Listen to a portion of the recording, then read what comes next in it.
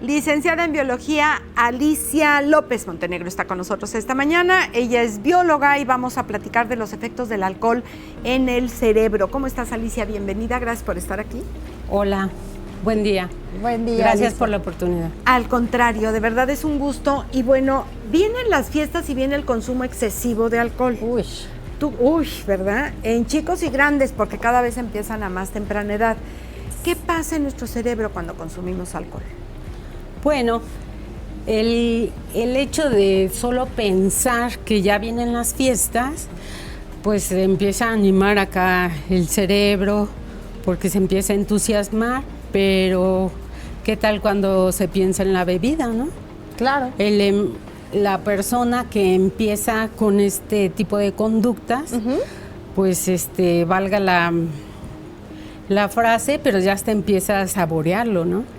Claro. Entonces ya empieza a generar ideas de placer, Sí. de beber, de vida loca de alguna forma. Sí.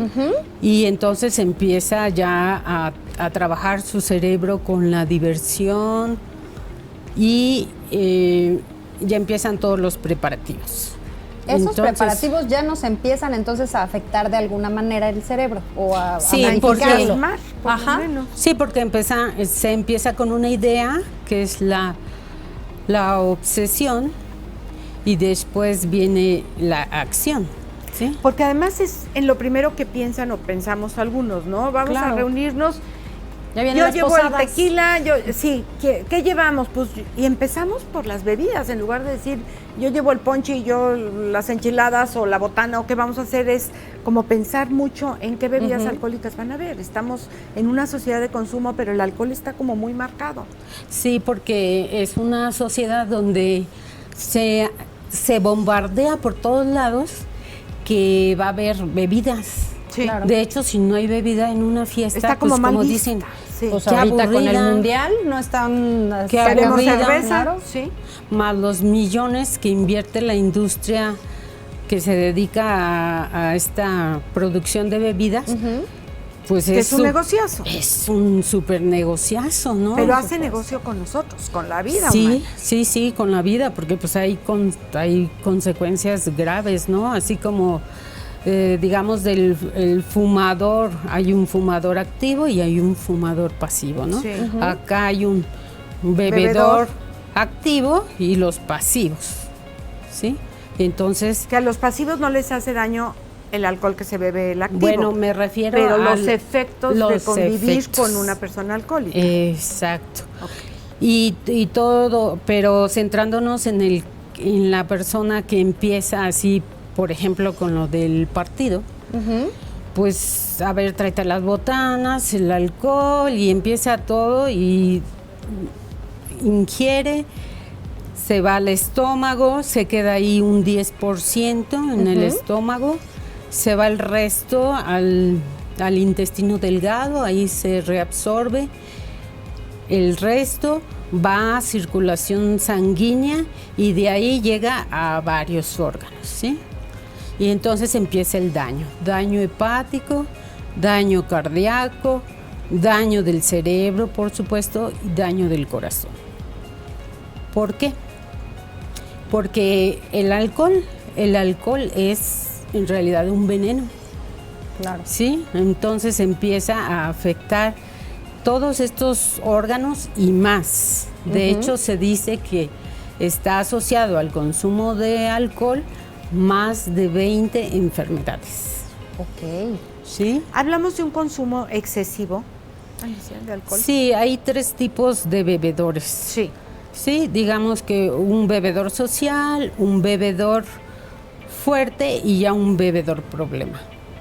Bebedor o bebedora, ¿eh? Por supuesto, Aquí, claro. Sí, aquí es hombre o mujer. Y sí es cierto entonces que mientras antes inicias con el consumo de alcohol, me refiero a los niños que actualmente las generaciones, dices, no inventes, de verdad a los 12, 13 años ya están consumiendo bebidas Sí. alcohólicas. Esto a futuro en su vida sí puede ser más propenso el que queden con una adicción. Sí, porque entre más temprano inicien con esta consumo que empieza como una diversión, como que incluso si están, pues vamos a suponer, estamos acá en una fiesta y hay niñitos, y pues acá el relajo entre los adultos, y los niñitos empiezan a probar bebidas. Y empiezan a esas edades. Entonces dicen, ay, pues mi papá, mi mamá ya se pusieron todos divertidos. Ajá. Si se toman de la alegre, pues qué bueno, ¿verdad? Pero si se toman de la agresiva, pues ya es otro Si episodio. se toman de la agresiva, claro. Pero, pues los niñitos así empiezan, ¿no? O entre los cuates, que quien mete de contrabando a la secundaria bebidas, ¿no? Entonces, desde ahí empieza así. Hay quienes empiezan antes, pero en un promedio sí son los 12 años. 12 años. Ujú. Ahora, volviendo al tema, Alicia, ¿qué pasa en el cerebro? ¿Qué pasa en nuestro cerebro cuando tomas 2, 3 o las que quieras copas? Pues te empieza a causar satisfacción. Sí. ¿Por qué? Porque se empiezan a liberar diferentes neurotransmisores. Ajá. Que como te afecta el sistema nervioso central, entonces se empieza a relajar, ¿sí? Entonces, el consumir el alcohol, pues te hace liberar dopamina, te sientes feliz, Claro. y tú te empiezas a quedar como, digamos, por ese territorio, porque pues si te sientes feliz, pues ahí le sigues, ¿no? Dices, pues yo de aquí soy. Claro. Pero empieza la gente a tomar una, pero ya se le empieza a bajar un poquito, pues le echo la otra. Claro. Y le echo la otra y después ya Para ahí, sentirse en ese nivel para de seguir, liberación, a lo mejor. digamos que de manera inconsciente ya el cerebro le empieza a pedir más, porque pues, las endorfinas hacen que dicen, Sí, te van estimulando. le dicen sin decir al cuerpo, ¿no? Pues échale más, ¿no? Y ahí Claro. se quedan. Y entonces es cuando se empieza ahí a desatar la adicción, ¿sí? Empieza por consumir y luego le baja, quiero consumir más, luego viene el otro fin de semana y le quiere consumir la gente, y entonces va generando resistencia. Exacto. Y entonces luego bebe más para tener los mismos efectos, pero consume más, y es ahí donde ya se va enganchando la persona. Y que el cuerpo va reaccionando diferente. Ya llega un Sí. momento, no sé si sea tal cual, pero yo considero que hay como una desconexión o algo, por lo que también ya la forma reactiva ya no es la misma, ya no tiene los mismos, pues sí, la misma forma de reaccionar ante cualquier situación, que si no tuvieras el alcohol en Sí. ti, pudiera ser un poco más asertivo en lo que vas a hacer. Sí, claro, porque ahí empieza a afectar la corteza cerebral. Ya. De hecho, empieza a generar una disrupción, digamos, y el juicio de las personas se empieza a perder. Es por eso que las personas sin alcohol hacen unas cosas y con alcohol hacen otras. Bueno, para empezar, empiezas hablando mal. O sea, Sí, ya estás hablando con los efectos del alcohol, Sí. ya tus reacciones no son las mismas, ya no puedes caminar derechito. Sí, o sea, ahí ya el neurotransmisor GABA, entonces empieza a cambiar su concentración y ya las personas pierden el equilibrio, por ejemplo.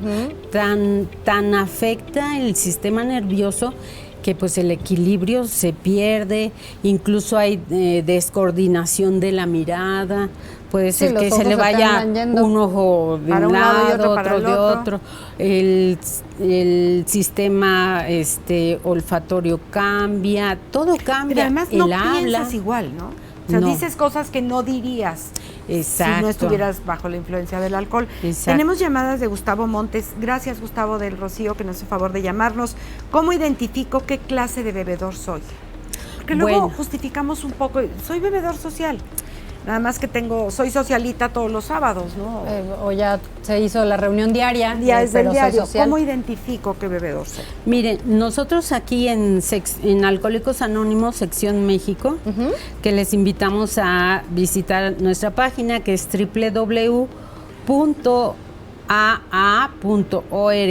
www.aa.org.mx. Ahí se van a poner en contacto, bueno, entran, también tenemos los teléfonos y que son 800-561-3368 y 55-5705-5802 y 55-5705-5658. Repítenos la página. www. Sí. AA, digamos, .org.mx. Ok, está fácil. Y ahí entran y van a encontrar un cuestionario. Ahí pueden hacer su autodiagnóstico. Porque nadie es capaz de decirle Tú al sí eres otro, o tú no. tú Claro. eres, señalar, no. Porque cada quien debe de hacer su autodiagnóstico. Yo no puedo saber si la persona de mi alrededor realmente, si lo es, puede ser que sea una bebedora fuerte. Y entonces yo digo que ya es un enfermo o enferma alcohólica. Yo no tengo esa categoría. Por eso se le deja a la persona que le interesa, porque este programa es para quien lo quiere, Sí. no para quien lo necesita. De ahí que cada quien tiene que hacer su autodiagnóstico y de ahí pues ya se pide más información, se le va a canalizar a cualquiera de los 2.300 grupos que tenemos. 2.300. Sí. En todo el país y me imagino que con pues muchas personas que les ha cambiado la vida. Sí, definitivamente. Este programa es justamente para cambiarles la vida porque se entró a una espiral hacia el desorden, digamos, ¿sí? En el sentido físico, mental y espiritual. ¿Alguna de estas preguntas del cuestionario, Alicia? Nada más para que... ¿Qué podríamos encontrar en el cuestionario? ¿Qué habría...? Para que Gustavo me dio... ¿Cambia usted su conducta al beber? Por Todos, ejemplo. ¿no? Sí, Sí. sí. Sí, de entrada, sí. ¿Con qué frecuencia bebe? ¿Se quejan sus familiares de usted cuando Eso es bebe? básico. Sí, el Sí. cómo te percibe Porque el de a lo- enfrente, porque sí. tú mismo dices, no, pues yo estoy bien. Yo estoy bien, yo no Hasta tengo me siento nada. mejor. Claro, yo estoy súper bien. Claro. Pero a lo mejor la frecuencia no sé si sea uno de los puntos importantes, porque entiendo que hay personas que pueden tomar una vez al mes, pero son alcohólicas. Sí, es Porque que les afecta a todos. Aquí está la diferencia. Sí. No nada más es también la cantidad, sino lo crucial es que con cuánto de lo que bebe la gente cambia su comportamiento. Exacto. Puede ser que una persona sea así hipertímida, pero después es el orador más impresionante de Claro. nuestra comunidad, ¿no? El alcohol le quita la timidez. O una muy tímida y ya se subió a la mesa a hacer table dance o algo así. Sí, sí, claro. Ese es el tipo de cambio De de conductas, conducta claro. que le genera ese metabolismo, ese cambio de... Ese alcohol en ese esa alcohol, persona. Claro. al entrar, se metaboliza de diferente manera en cada cuerpo. Pues sí, yo creo, Gustavo, y todas las personas que estén interesadas, vale la pena contestar Claro. este test, porque a lo mejor decimos, no, yo tomo ahí de vez en cuando y me siento muy bien, sí, pero habrá que ver cómo se sienten los que están junto a nosotros. Alicia, te agradecemos muchísimo esta participación, sabemos que vienes del Estado de México corriendo para esta entrevista, lo cual es doblemente gratificante para nosotros. Muchísimas gracias. Sí, a ustedes por la oportunidad. Gracias. Gracias, Alicia. Ara, a trabajar, tenemos otra entrevista. Ay, ya me voy del otro sí, lado. por favor, córrele, Ya. córrele. Corro. Continuamos. Con permiso. Sí, pasa.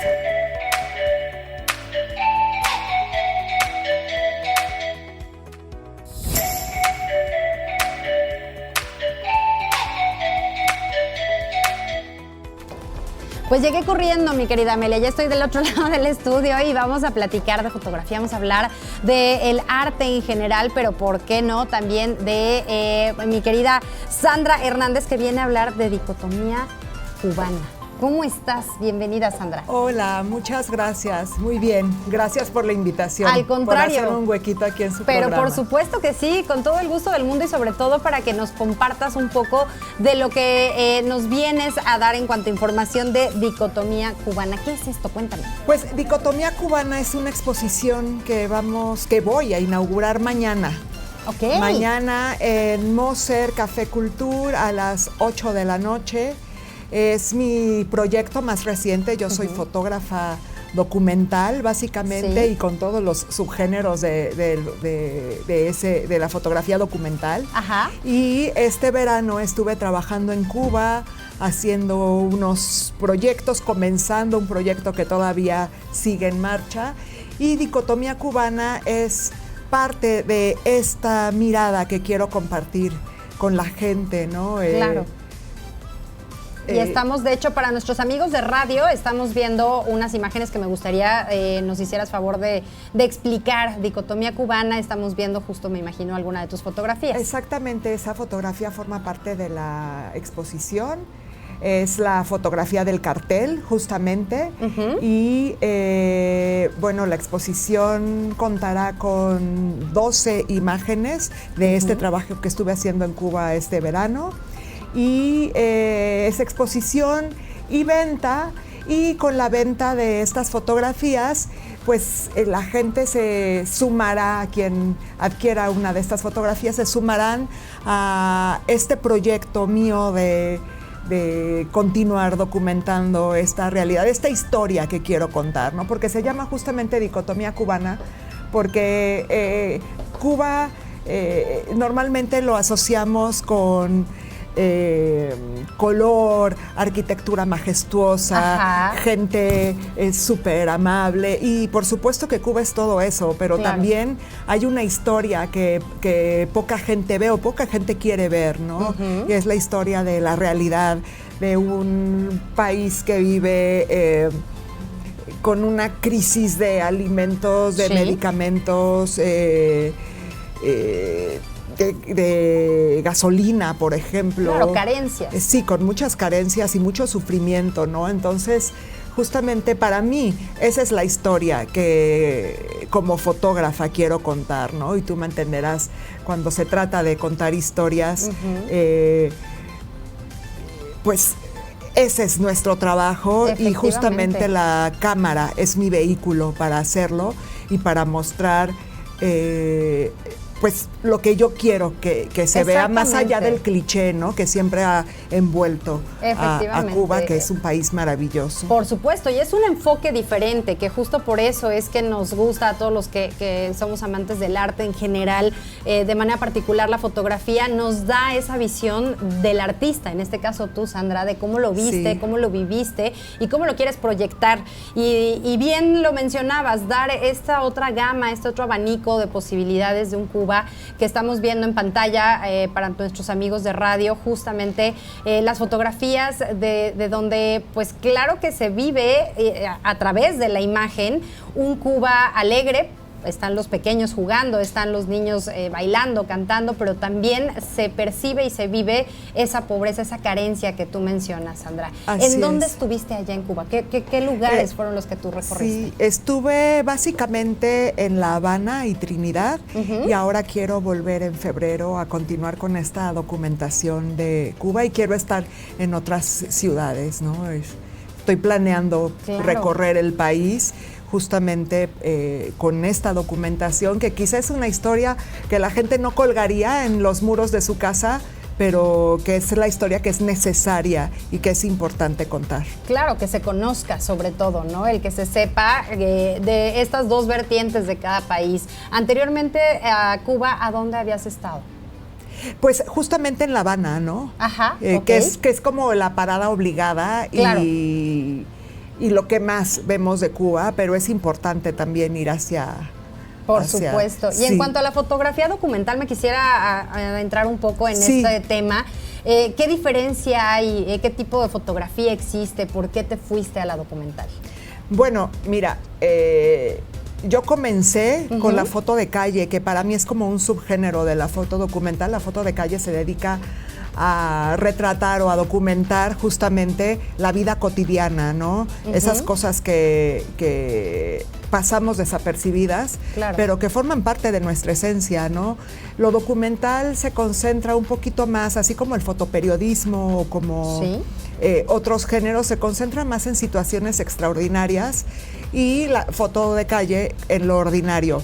yo soy arquitecta, entonces justamente esta parte de la foto de calle me llamó la atención por encontrar la relación de la gente con el contexto en el que vive, porque el contexto en el que vivimos nos marca, ¿no? Nuestros comportamientos, nuestra manera de ser, nuestra manera de relacionarnos con los demás. Y al empezar con este tipo de fotografía de la cotidianidad, del ordinario, de lo banal, podríamos decir, me fui encontrando con historias justamente. Extraordinarias. Y exactamente. Y que me di cuenta que vale la pena mostrar, ¿no? Claro. También he hecho un poco de foto experimental, digamos, pero siempre con este ingrediente de buscar la inserción, ¿no? De personajes en medios urbanos, por ejemplo, ¿no? Tengo por ahí un proyecto de pues una mujer con cabeza de espejo y la meto en ambientes urbanos y veo cómo reacciona la gente, y es un poco esta idea de la exploración de nosotros mismos a través de los otros, ¿no? Cuando vemos a los otros, lo que vemos normalmente es un espejo, y bueno, no lo digo yo, lo han dicho los grandes filósofos y psicólogos y pensadores. En el de enfrente. Totalmente, ¿no? Entonces, bueno, este proyecto también tiene que ver justamente con ese reflejo de los demás, ¿no? Y básicamente es lo que hago con la fotografía. En años más recientes sí me ha interesado más la parte documental, justamente por eso que voy encontrando.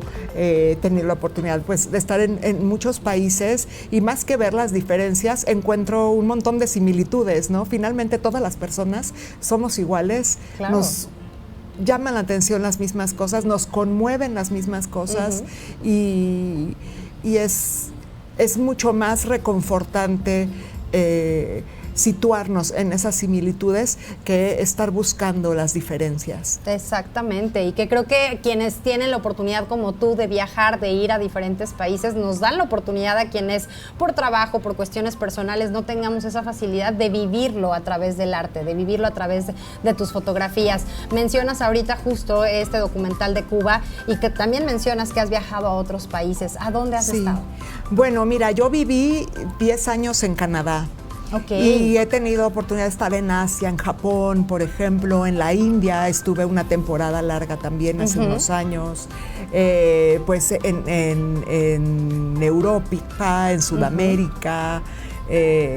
Pues soy una pata de perro y en realidad una curiosa, ¿no? Por encontrar un poco de esta esencia humana que nos define, y entre más viajo, más me doy cuenta que somos muy, muy iguales las personas, y eso es muy lindo.